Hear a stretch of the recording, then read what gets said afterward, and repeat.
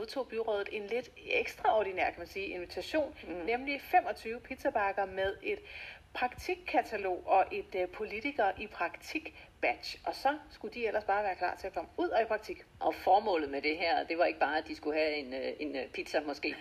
Det er faktisk for at give middelfartspolitikere sådan et indblik i de frivillige sociale foreninger, der er i kommunen, sådan at politikerne kan se og opleve, hvilket stort og vigtigt arbejde foreningerne udfører. Vores reporter Anders Østerby er lige nu sammen med en af de politikere, der har praktikdag i dag. Politikere i praktik, det er også det, der står på et lille badge, som sidder på en af politikerne, nemlig Irene Tørnes, som trådte ind ad døren her til Selvhjælp Middelfart Fredericia i Middelfartafdelingen. Og hun trådte ind ad døren for 20 minutters tid siden, og nu er hun i gang med at få den helt store rundvisning af daglig leder Christina Olesen, og er nået til lokalet, hvor der blandt andet bliver holdt sorggrupper. Irene Tørnes, noget af det første, du sagde, da du trådte ind ad døren her, det var, jeg har sådan glædet mig. Hvorfor har du det? Det har jeg specielt, fordi jeg jo er politiker og sidder i Social- og Sundhedsudvalg og har med velfærd i Middelfart Kommune at gøre. Og der har vi jo en meget, meget stor gruppe af borgere, som har brug for særlig omsorg og hjælp.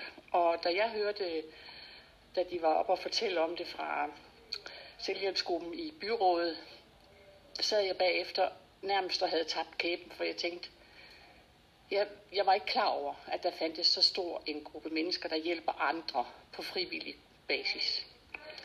Og den gruppe af mennesker, de frivillige går ind og hjælper, dem ville vi jo have som dårlige borgere i vores samfund, og som ville være en stor, nu bruger jeg et grimt ord, men økonomisk belastning for vores kommune.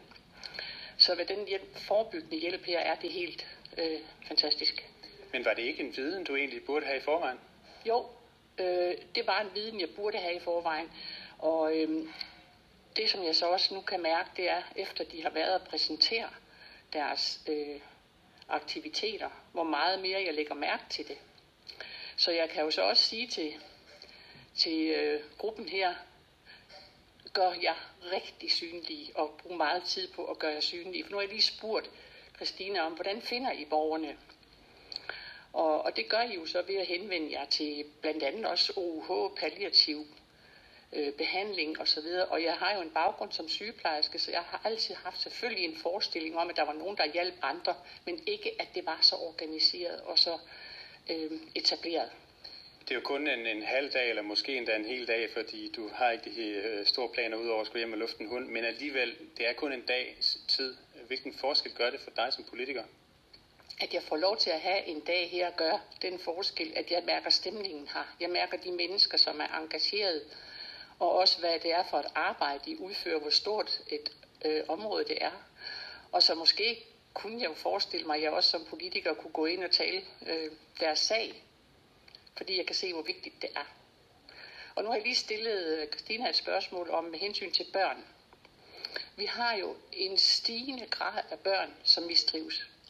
Og det stiger og stiger, og det koster vores skoler mere og mere på økonomien. Om også det her område er en målgruppe, som selvhjælpsgrupperne tager sig af. Og det siger Christina, det er det. Og det vil jeg selv lægge meget mærke til. Det er frivilligcenteret, som har lokale lige overfor, hvor vi står lige nu, der har fået idéen til den her og sendt de her pizzabakker ud til jer. Altså det virker jo så oplagt, så man tænker, hvorfor har man ikke gjort det noget før? Bare helt kort, er det her noget, I kommer til at gøre mere i fremtiden? Det kunne jeg ønske mig, at vi blev inviteret til lignende arrangementer, og jeg vil ikke sige, at det behøver at være hvert år, men også når der sker noget særligt. Og så lad os høre om det, og at vi pludselig i byrådet får serveret en pizzabakke med en badge, så tænkte jeg også, hold da op, skulle jeg nå at opleve det også. Det var helt fantastisk, den måde, de gjorde det på.